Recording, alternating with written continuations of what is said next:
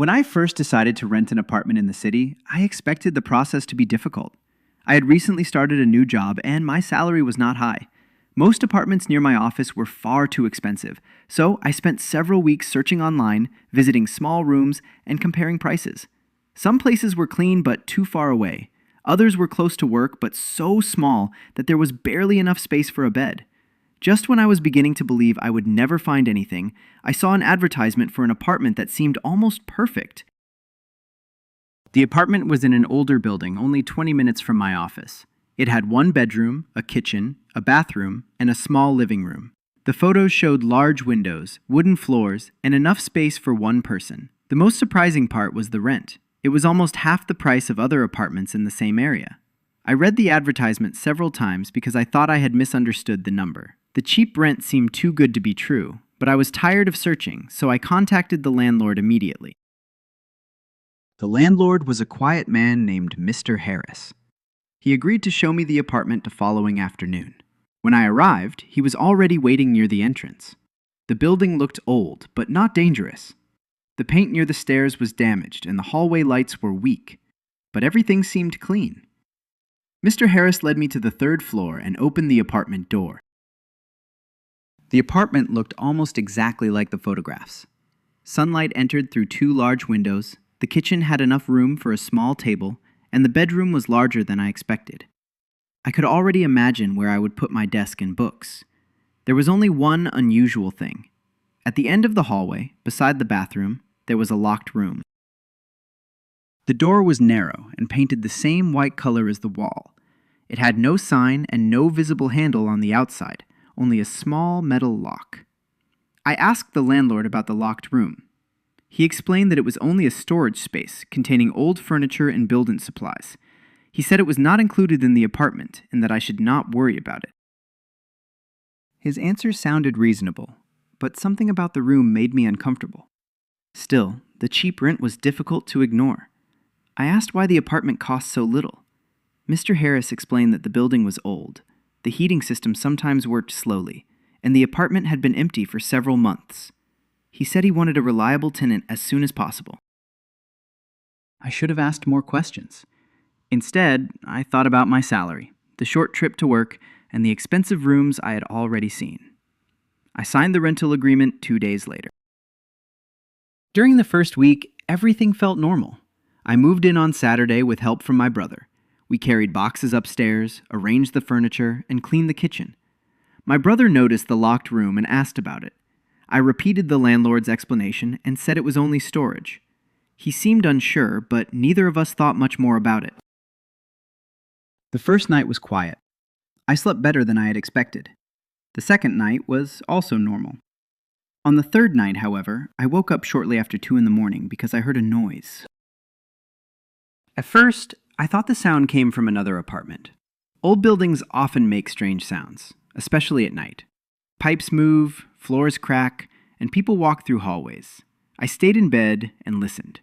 After a few seconds, I heard the noise again. It sounded like something heavy moving slowly across the floor. The sound seemed to come from the locked room. I sat up and waited. The apartment became silent. I told myself I was imagining things and went back to sleep. The next morning, I checked the door. It was still locked. There were no marks around it, and nothing in the hallway had moved. I left for work and tried to forget about the sound. The following night, I heard another noise. This time, it sounded like a small object falling, followed by several light movements near the wall. I got out of bed, turned on the hallway light, and walked toward the locked room. As I moved closer, the noise stopped. I placed one hand against the door. The wood felt cold. I listened carefully but heard nothing. I checked the door again. The lock was closed and there was no space large enough to see inside. I almost called the landlord, but it was after midnight and I worried that I would sound foolish. I returned to bed, although I did not sleep well. Over the next few nights, the same thing continued. Sometimes I heard slow movements. Sometimes I heard a soft knock. Once, I thought I heard breathing from the other side of the door. Every time I went to check the door, the sound stopped. I began to feel nervous whenever evening arrived. During the day, the apartment seemed bright and comfortable. At night, the hallway felt different.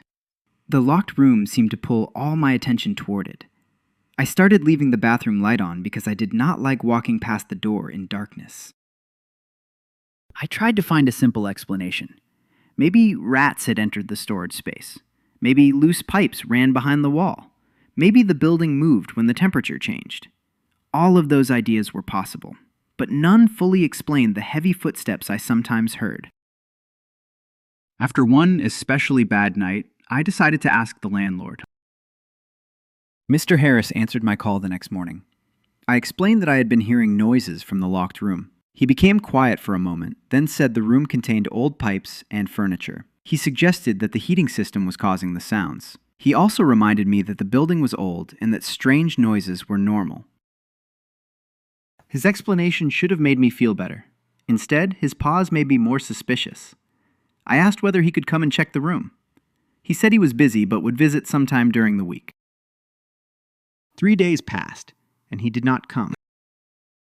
Meanwhile, the noises became louder. One night, I heard what sounded like someone pushing against the door from inside. The metal lock moved slightly. I stood at the end of the hallway, unable to take another step. My first thought was that someone might be trapped in the room.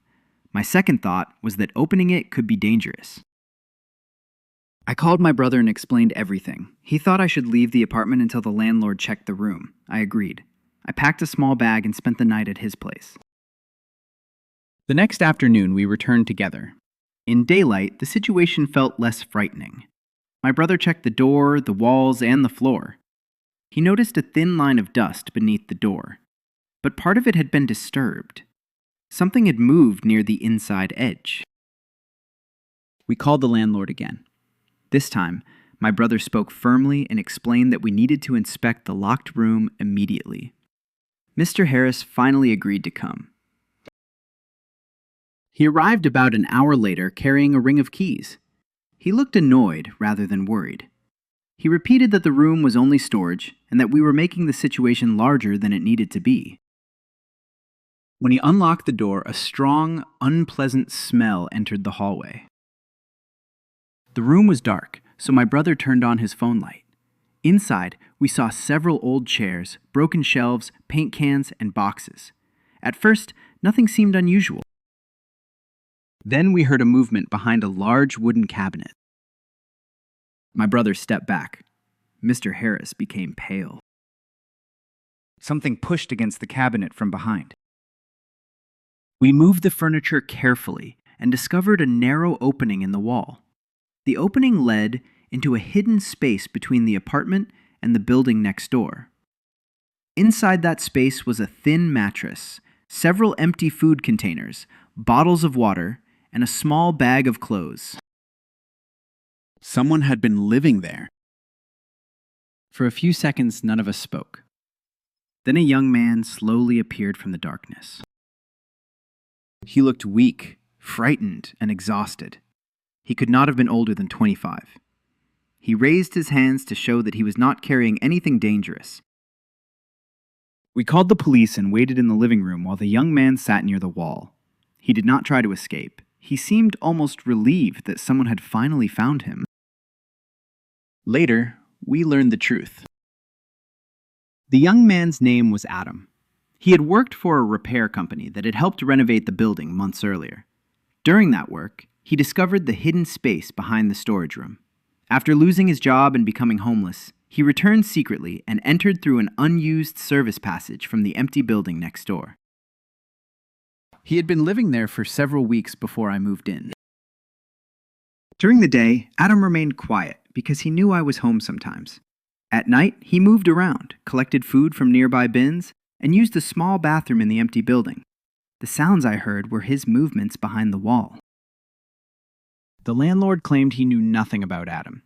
I wanted to believe him, but his behavior made me uncertain. He had been too quick to dismiss my concerns and too unwilling to open the locked room.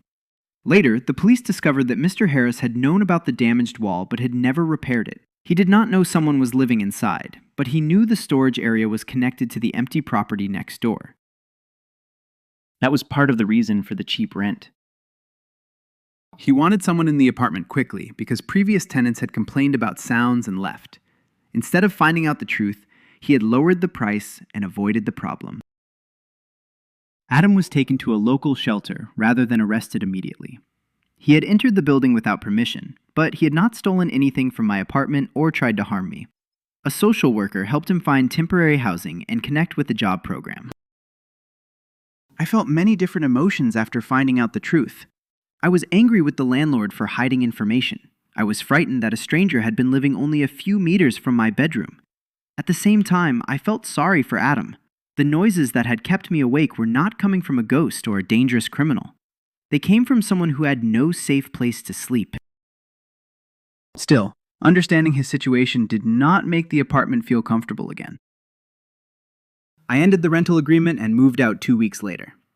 Because the landlord had failed to disclose the broken wall and unsafe storage space, I received my deposit back. My brother helped me find another apartment.